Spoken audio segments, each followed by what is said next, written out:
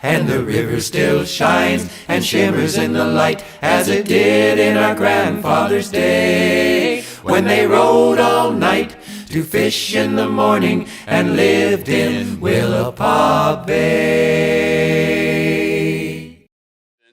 She has spent time at a remote fly or boat in only commercial set net camp on Chiswick Island on the west side of Cook Inlet in Alaska, the focus of which is sockeye and Chinook salmon. As camp mama, Robin cooked, cleaned, hauled water and supplies, prepared gill nets and boats for fishing, and made a lot of coffee. So let's give a big, warm Astoria welcome to Robin Koger. You might have to hang, this thing's kind of spinning freely. You might have to hang on to it just to... It's a circus microphone. Yes. Okay, let's see what I can do about that. Hello?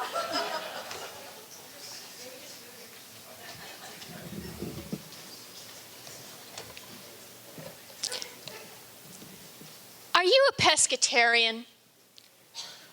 How about you? I know you are. I am. I'm a proud pescatarian. Ask your local librarian. You'll find my picture in the biggest dictionary and you'll know I'm no barbarian.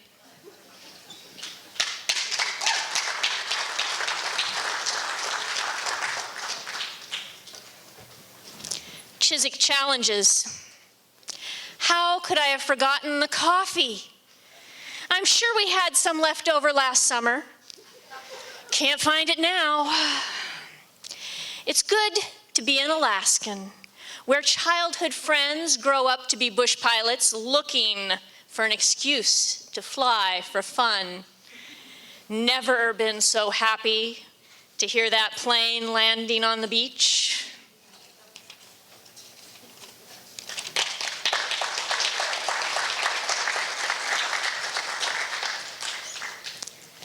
Time to set. Day breaks with the bongo beat of the boat bounding on the waves, mesmerizing in the surf, pounding to the sights, openers so short. Time to set. The tempo matching my heart racing, feeling the pulse of the sea beneath my feet, the aluminum vibrating with the hum of the motor in the salt water. Our course is set. The cadence consuming, our thoughts conducting a symphony of clashing cymbals, fish and my flesh in a frenzy, too caught up in the fight to realize we are already ensnared. The date is set.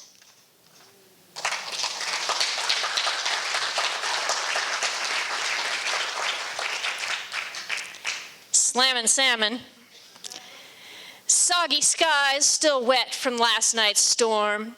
Salmon swimming in a sluice box sea, slamming into set nets, jaws gasping, silently scream, swishing and splashing, struggling against the seas, still sensing the scent of their spawning dreams.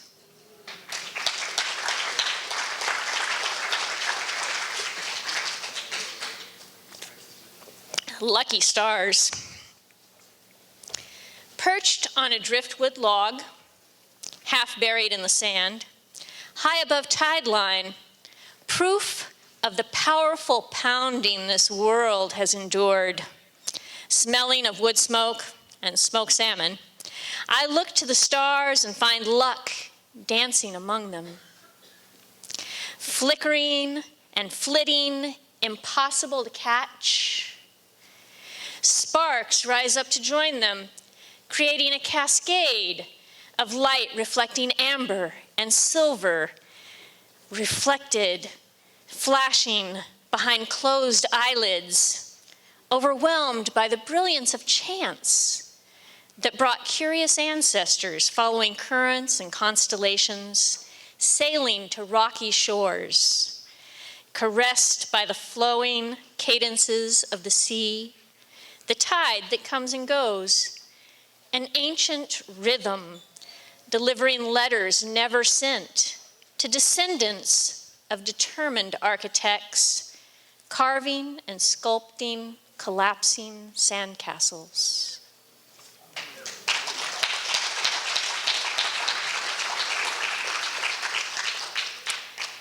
Daydream dancing in a boat on the water, dipping my fingers in the wake, feeling the spray on my face, riding the waves like surfing on my own hippocampus, holding the bow line, knees bent, balancing, swinging and swaying with the swells, daydream dancing in a coral ballroom, cephalopods and sea stars circling and whirling, glowing in seagrass gowns, glittering beneath the surface, Poseidon and me.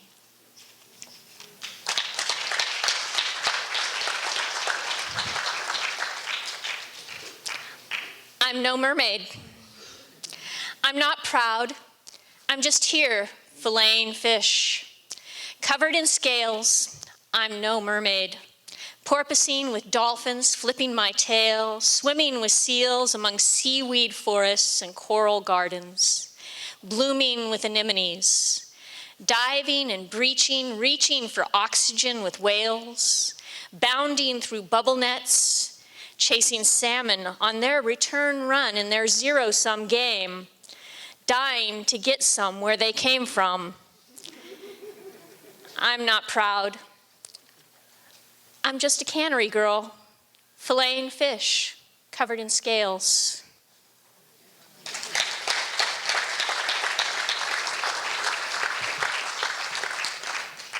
Spa day.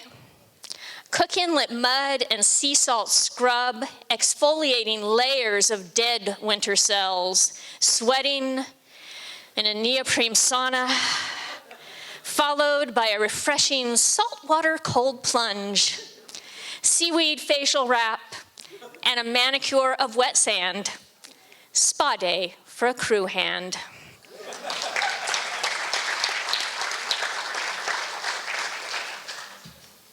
First fish, scales, surrendering to the captain's knife, sushi served fresh on deck, passed hand to hand. Praise of Pisces, the tender sacrifice.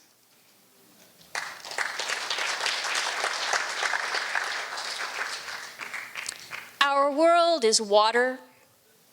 Our world is water, each of us on our own island of aluminum, buffeted by waves, crashing and pushing us against our anchor lines like nerves stretched taut. Motors and hearts running on high, forcing boats and blood through narrow passages, searching for safe harbor, with full holes over the hills and valleys, the ebb and flow, high tides and low, hoping for a good catch.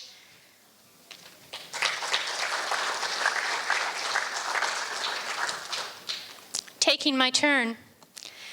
Hip deep in Cook Inlet, standing firm as I hold the stern to the beach, walking the boat in with the tide.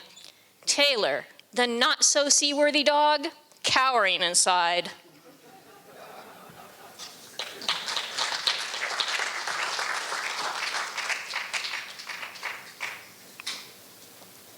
Mixed drinks. Forget mud in your eye. Here's to salt in your eye. Salt spray on your face in a sunny day. Salt on your lips, enhancing the sweetness of the tangy lime wedges. Salt rimming your hands, seasoning the salmon they touch. Their destiny mixed with yours, out of the drink and into the boat.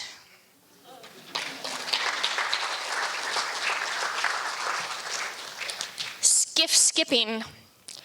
Cool, cold, and frigid. The range of temperature testing my metal in the open aluminum skiff, skipping over the ocean, kicking up spray, salt scrubbed and weather worn. Another perfect day.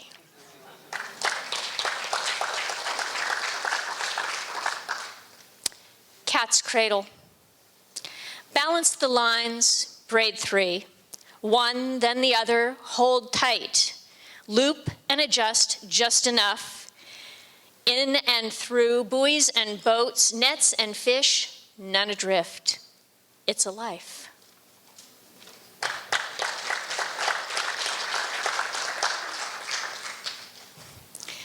My captain.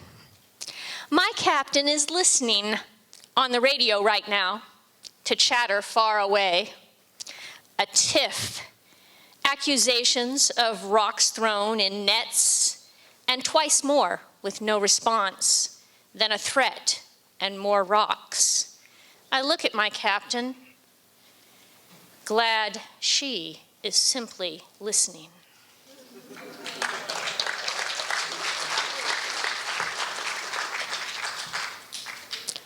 Beauty and bone. Carved from sinew, tendon, and muscles toned, hands calloused and cracked, hard heads hard and sure, bent knees and backs, balancing boats, fish, and fools, fighting for dollars and respect, mentoring, mothering, and mending nets. Against Alaska's fisherwomen, I'll take no bets.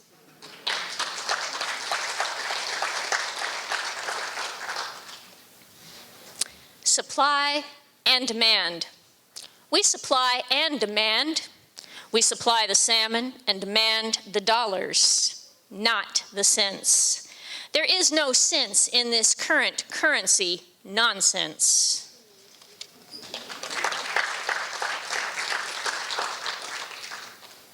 The lines we tie.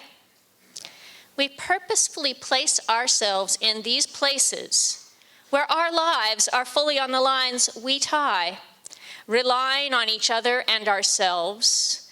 With fish, we fish and hope to catch while calculating the risk. The choice is ours, hour after hour, pulling and picking pounds, weighing our choices, ticking off all that we pocket, trading a life in town, tied down. The choice is easy.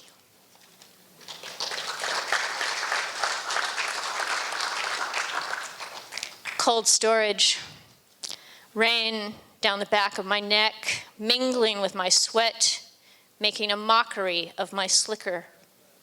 Salmon in the nets, holding my hands elbow deep beneath the surface, life and death struggle. Splash and flash, black and silver, slip and flip, a meditation. Fish, fish, fish.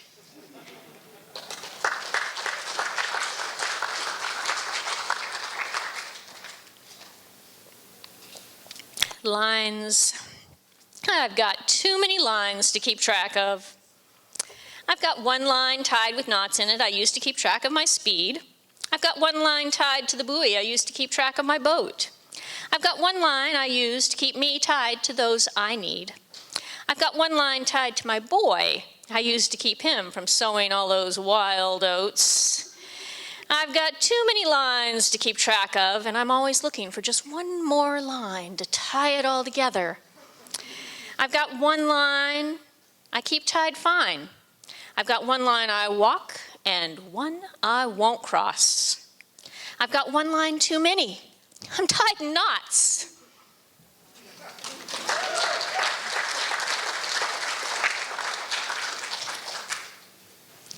Learning to let go. Lines drawn in the sand that disappear with the surf. Malleable and impractical on an island.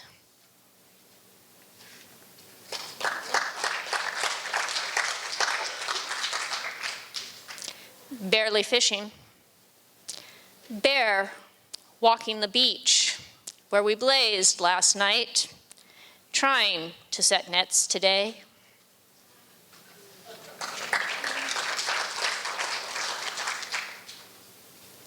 Treasures, odalisses and mermaids' purses, driftwood and sea glass, Downcast my eye to catch what the sea casts aside.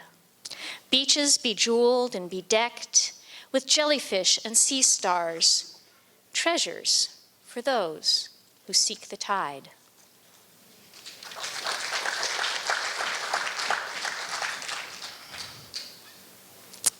My secret pleasure.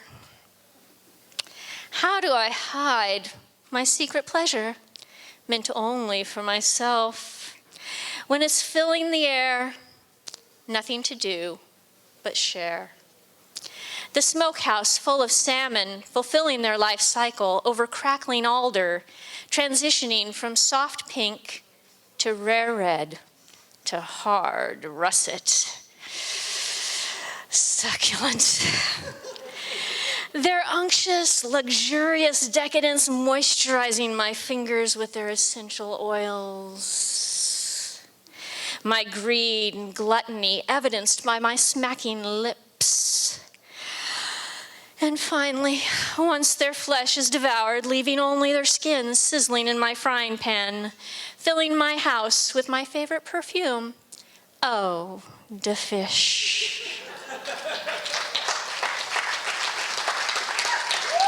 Thank you.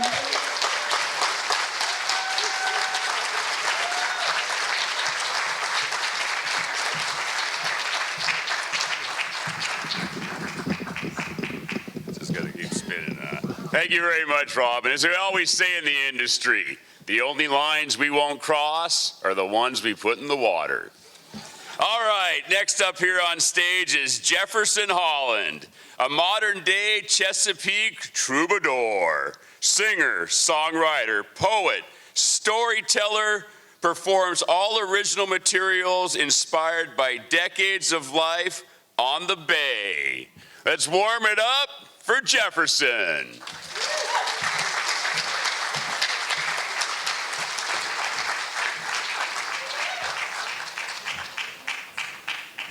Thank you. It's a real thrill to be here in Astoria. I come from Annapolis, Maryland, and my real claim to fame, oh, thank you. My real claim to fame is the work on the water that I've been had the opportunity to do, and that is I was a river keeper for a number of years for the West River and the Road River just south of Annapolis. I also served as an assistant harbor master for the city of Annapolis. And then also helped to create the Annapolis Maritime Museum, which is set in an old oyster packing plant called McNasby's Oyster Company building. But I actually come from the little neighborhood that's across the harbor from Annapolis proper, and it's called Eastport. And this is where traditionally, since Civil War, black families and white families have lived close to one another, next door to one another, side by side in relative harmony, in an otherwise totally segregated society. Most of the men worked out on the water, catching rockfish in the wintertime, oysters in the wintertime, crabs in the summertime. And women would work at the McNasby building, shucking and packing oysters and sending them all over the world. It's a wonderful neighborhood, but it's kind of the sad sister of downtown snobby blue blazer Annapolis. And we're kind of celebrating that function. See, the Eastport boys, you know, that we're about to have spring. I've already seen forsythia and daffodils. You're way ahead of us over there in the East Coast. We wait for March 21st. And then we perform a specific ceremony, and then all of a sudden, spring comes and the ospreys come back, and it's all. See, them Eastport boys got this odd tradition when the sun swings to its equinoxial position.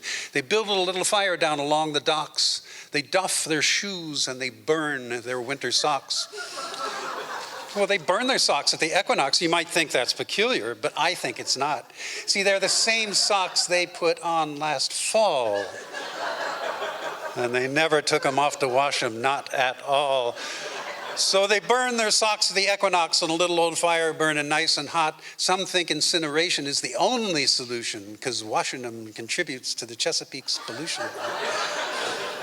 So through the spring and the summer and into the fall, they go around not wearing any socks at all, just stinky bare feet stuck in old deck shoes, whether out on the water or enjoying a brew.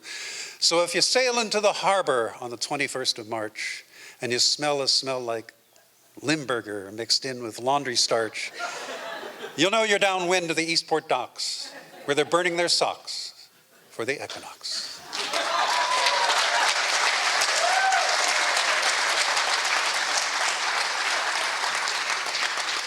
Now, Annapolis is known for the United States Naval Academy, which has been there since 1845.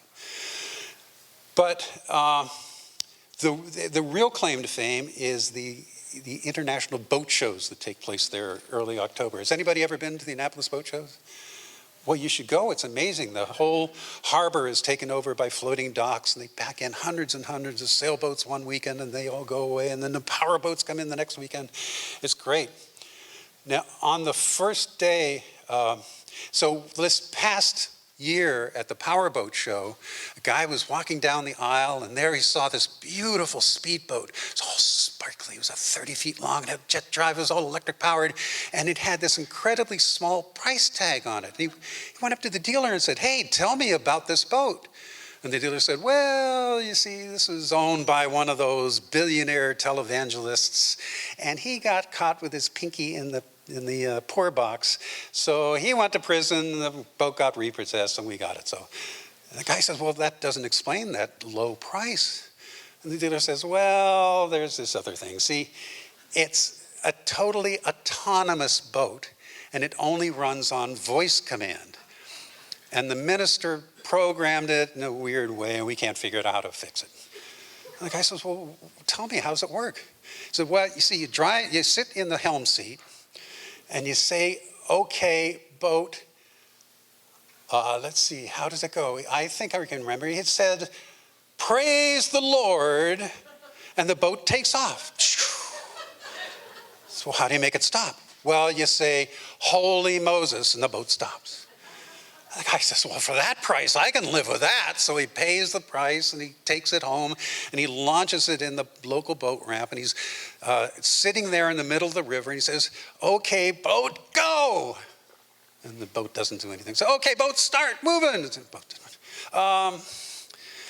"Praise the Lord," and the boat takes off like a moon rocket and just zooming down the river, and he's going, "Wow, this is great." And then a sign passes by. He said, "What sign?" The sign said, "Danger, dam up ahead." And he says, "Whoa, boat." The boat keeps going. He said, "Stop, boat." The boat keeps going. He said, "Holy Moses." And the boat stops right over the rim of the dam. And he goes, "Praise the Lord."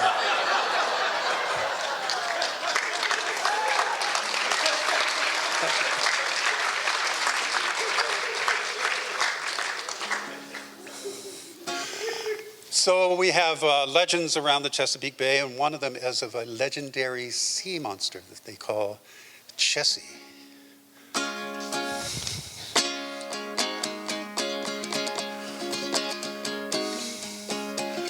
Let me tell you the story of Big Captain Dan, that oysterback son of an old waterman. One day last July, when they hauled out his traps, they found that he had a whale of a catch. It was Chessie the sea monster, Chessie the sea monster, Chessie the scourge of the Chesapeake Bay. Chessie the sea monster, Chessie the sea monster, feared from Cape Henry to Havre de Grace.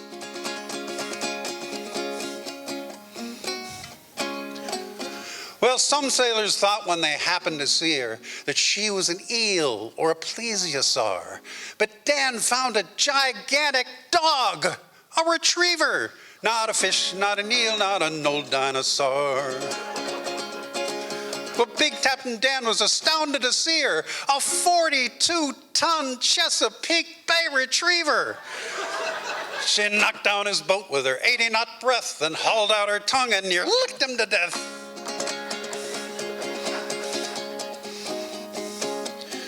Well, Big Captain Dan was astounded to see her. He took her back home to his house in Whitehall.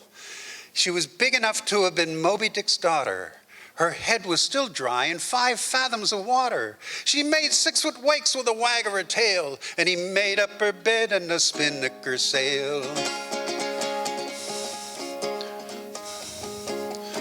Now, not many people could ever get used to a pet twice the size of a railroad caboose. But Dan liked the way all the tourists would gawk when she followed his boat to the old city dock. Well, they got along fine till one day last November, a day Dan would rather not have to remember. She dug a deep hole like to bury a bone, but what did she bury? The whole State House dome. Oh. And then came the time that she went way too far and stirred up a scene like the Second World War. She jumped in to fetch a big stick, so Dan thought. But what she fetched back was the governor's yacht. Oh. Dan watched a platoon of dog catchers pursue her. It took a division of men to subdue her. They loaded her onto a truck with a crane and chained her up back of the SPG.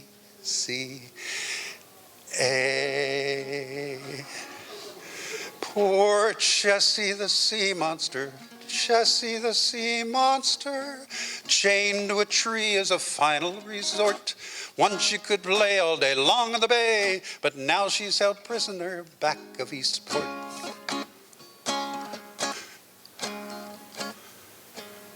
Well, that winter the bay froze as thick as a glacier, and Captain Dan felt too downhearted to face her. The wind froze the flame on the end of a match, and the watermen couldn't get out for their catch.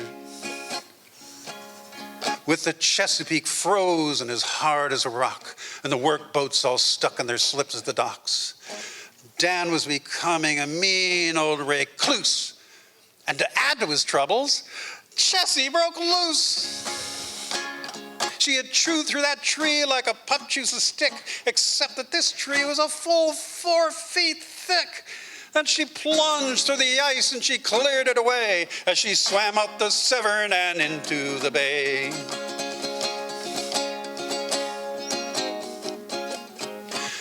Captain Dan, called a voice in a trice. That dog of yours cut a big path through the ice. All the watermen cheered.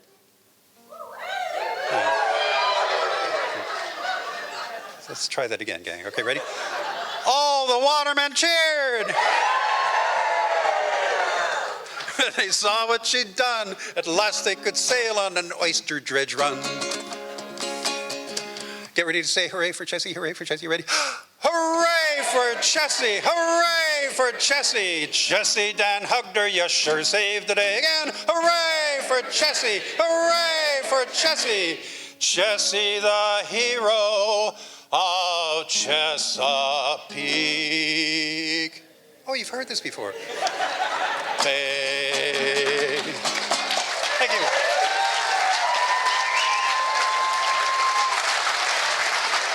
Thank you,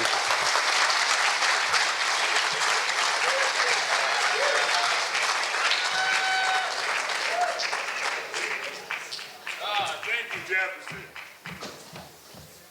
All right, our next performer started salmon trolling out of Sitka, Alaska when she was 7 years old. Still a salmon troller 39 years later. Out of Bow, Washington, and she truly needs no introduction, Tele Aadsen.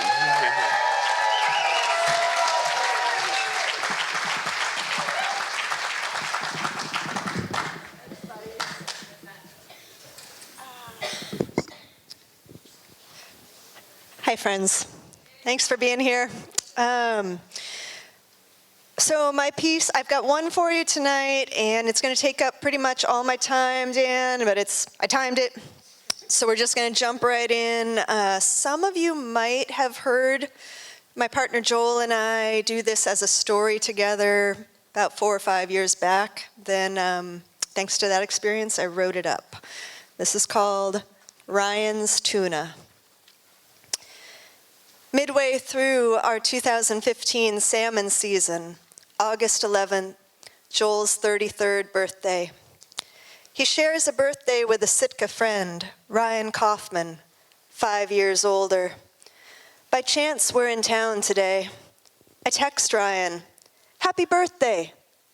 Can we come over to drop something off?" "Yes, come over." When we knock on the door and enter, I don't see Ryan. His wife, Kristen, is here, and his parents. There's a man I don't know wrapped in a blanket on the couch. His face and body are swollen. I realize the stranger is our friend. He's always been instantly recognizable, known for his athletic frame, ginger hair, and quick smile. The drugs fighting his brain cancer have so bloated Ryan that I don't recognize our friend in his home on his birthday. The living room feels too small. I wonder if Ryan told his family that we'd asked if we could come by, that he'd approved this visit. Ashamed to interrupt a private family moment, a birthday they don't know if they'll get another of, I'm determined to get us out as fast as possible. As fast as possible, but Joel and Ryan have started talking fishing.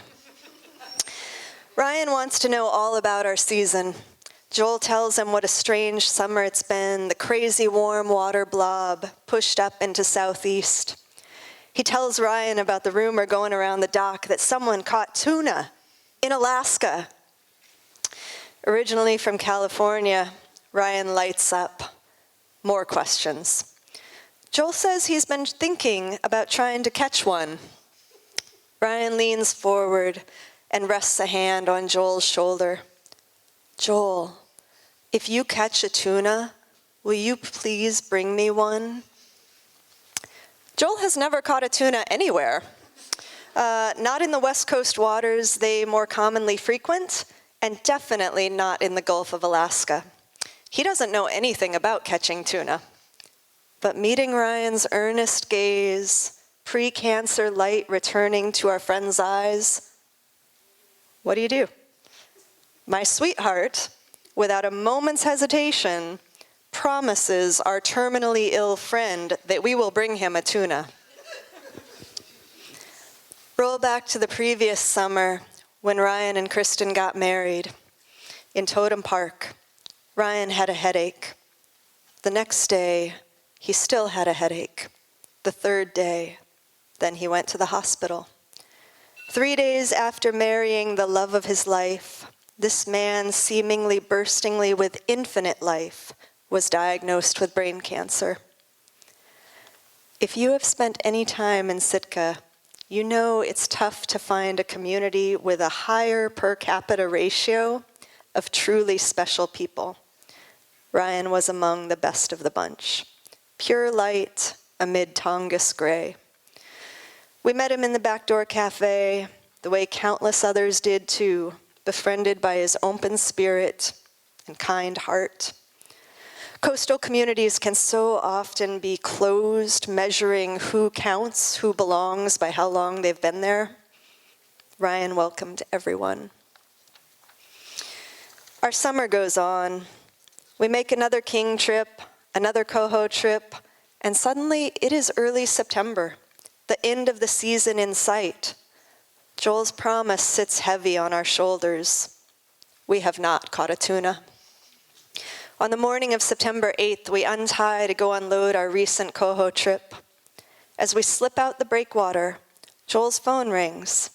The dock manager says the barge that was supposed to come in yesterday is late, arriving today instead. They won't be able to unload us until tomorrow. Joel reaches for the wheel to turn us back, then pauses. It's a glorious bluebird morning, sunny, no wind. He looks at me. "Screw it.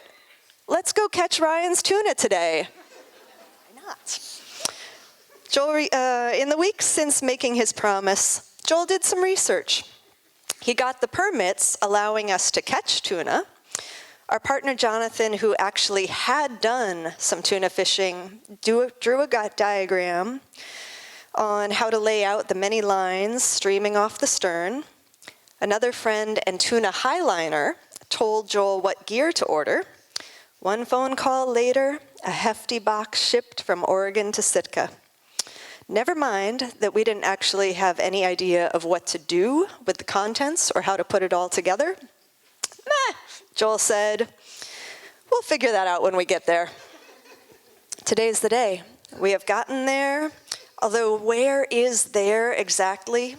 Studying the chart, Joel marks a random destination straight out Sitka Sound along the 1,000-fathom edge. We start running for the mark, 30 miles offshore. 30 miles doesn't sound like much by land, but by the Nurka's top running speed of 7 knots, we'll be traveling the next 5 hours. 5 hours. Plenty of time to learn how to put tuna gear together. Both Joel and I were raised on salmon trawlers. Spoons and flashers and hoochies, essential ingredients of our work. Unpacking the tuna box, we stare. Jigs, divers, birds, some doohickey called a rabbit. The language is as foreign as the gear itself.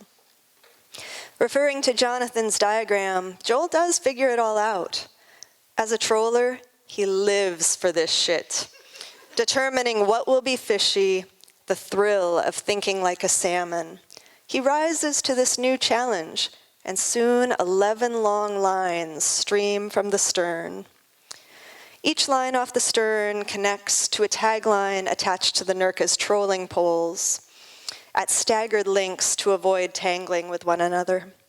Each tagline connects to a tattletale line running to springs mounted along the bow. The lines and springs hang slack until a fish bites, then go taut with the weight. In the pilot seat, Joel's head swivels between the port and starboard windows, watching the springs. He can watch the springs all day. Not me. I stretch out in the day bunk with a book, a sunbeam, and the boat cat. Look! Joel's shout startles us up. We got one! He runs to the pit to grab the haul-in line that's gone tight. Seeing the beautiful September coho on the hook, we laugh. Landing the 8-pound salmon, Joel shrugs good-naturedly. At least we didn't get skunked. We can make a joke out of this. We can give it to Ryan and tell him it's his coho tuna. This'll work. It's 1 o'clock when we finally reach the mark on the chart. Charging along the 1,000-fathom edge, it's a great day on the water, and that day is fast slipping by. I make mental calculations. To unload tomorrow morning, we need to be back in Sitka tonight. Another 5 hours to get back. I settle back into the day bunk. I'm going to give this one more chapter before nudging Joel that it's time to pack it in. Joel is doing his own mental calculations. Over the past few hours, he has transitioned from child's exuberance, oh, this is going to be so great, I've always wanted to catch a tuna, this is going to be awesome, to acknowledging what a big ocean this is, and what an empty ocean it seems to be. There are no birds, no landmarks, there's just an aimless drive through deep, deep water. He starts to despair. Oh my God. We just burned so much fuel running out here for nothing. You are a moron. You don't know how to catch tuna. You probably didn't even put the gear together right. There's no tuna out here. What are you even doing? Joel issues a silent plea. Man, come on. Not for me, for Ryan. He glances out the port window. That's odd. A spring stretches taut. Must have caught some kelp. Not bothering to grab his gloves, he trudges out to the pit. One of the port lines is high out of the water. The haul-in line is heavy enough that he slows the throttle a few knots, yarding it hand over hand to the boat. He looks down to a fish like none we've ever seen before. Giant, blue-backed, shiny-sided, magnificent. Joel lets out a disbelieving whoop. It's a fucking tuna! Joel gaffs the tuna and heaves it on board with a grunt. Both he and the tuna go apeshit. Joel is jumping up and down, the tuna hammering the checker. Edging in with a knife, Joel slices its throat, and for the first time in the Nurka's 36 years, her deck runs red with tuna blood. Oh my God, we did it. We caught a tuna in Alaska. Joel is beside himself. Tearing his gaze away from this wondrous creature, he turns back to the stern, and before his eyes, one by one, every line goes tight. Total mayhem. Joel and I both lose our minds. We were just cruising around on a lark. We didn't actually think anything was going to come of this. Now, realizing we are officially in them, a for real, legit, hot albacore bite, we scramble into rain pants and shove hands into gloves. We have no idea how to be efficient tuna harvesters. No hydraulic pullers. We are purely hand-powered, fumbling for the haul-in lines. And I'm caught off guard by the weight and fight of torpedo-shaped bodies diving and yanking against me. Tuna spill over the checkers. Long fins flutter like hummingbird wings, an arrhythmic tempo, loud enough to rival the drone of the engine. They fling blood everywhere, to the back of the cabin, the hay rack above, our faces and bare arms. Because we don't know anything about tuna, we don't know that these particular tuna are uncommonly large, averaging 20 pounds. The inevitable happens. The fisherman in Joel takes over. Holy shit, we just hit the mother lode. We're gonna fill the rest of the boat with these hogs. He rattles off a plan to go into production mode. We'll set up totes on deck with hoses to bleed them out faster, more efficient. We'll tarp the coho in the hold and pack the tuna in the center. Tuna to the fish hold combing. And just like that, the moment greed filters in, they vanish. It's still a glorious afternoon, ocean still tuna water blue, and for all we know, suddenly and completely devoid of tuna. Other than the gory scenes splattered across the deck, it's as if we'd never found them at all. We point for town and start the 5-hour run back with 1 coho tuna and 40 actual for real albacore tuna.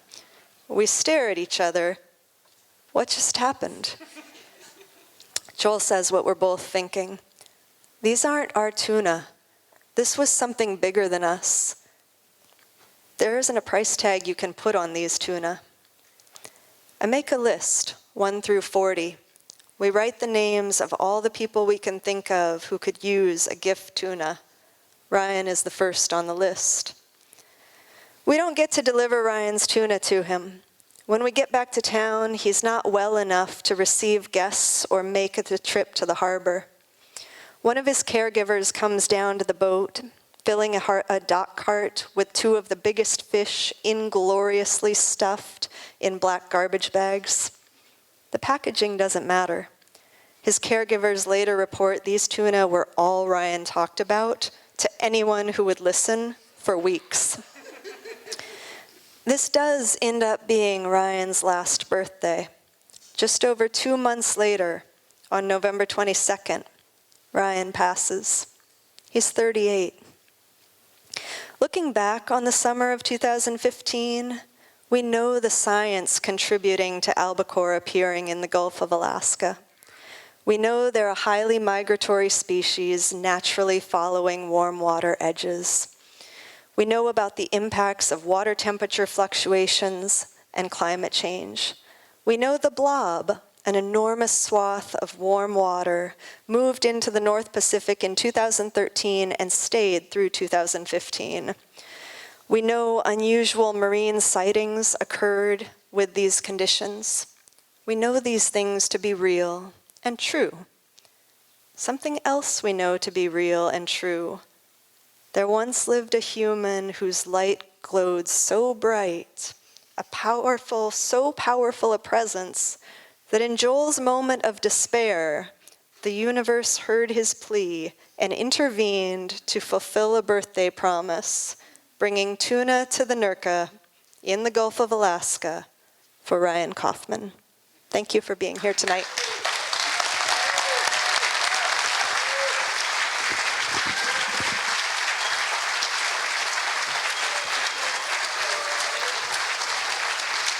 Thank you very much, Tele.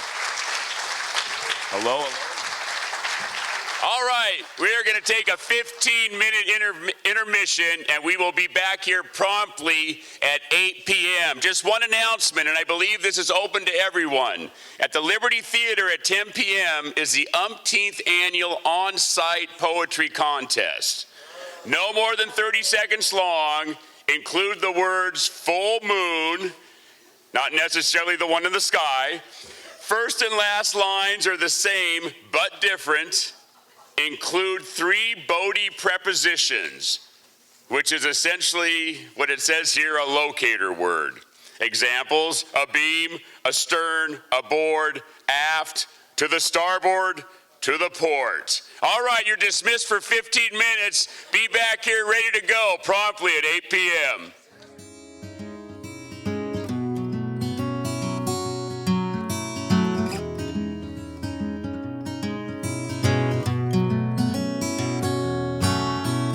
White Maine spruce, grain so even, you can almost hear the music now. Sidewood bent in the water steaming, and the easy slide of a dovetail saw. I learned these skills, but no one taught me. I make guitars that others play. Too much rain and darn long winters, but I love the work of a luthier's trade.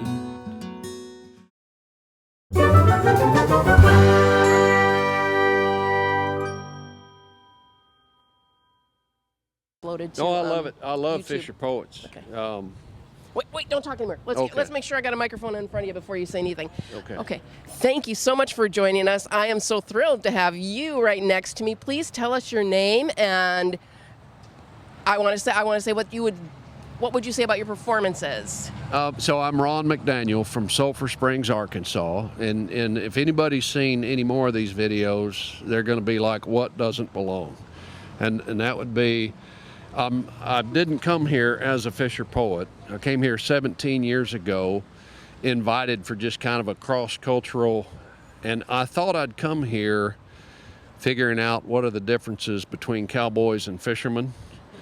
And I found out there aren't that many differences. There's a lot of similarities. So they've allowed me to come back every year. I'm somebody nobody's ever heard of. Fisher Poets is my weekend of fame, and I love to come recite poetry here with them. I have gone up to Setnet with John Broderick's crew in Bristol Bay to see what commercial fishing was like. And like one of his boys said, there's a lot of blood, sweat, and tears into every bite of salmon we eat, and I'll never forget that. That's very profound. So how many performances you performed last night, right? And you're performing tonight. Where will you be tonight? I'll be at the Columbian Theater tonight in the 9 o'clock hour, somewhere in there.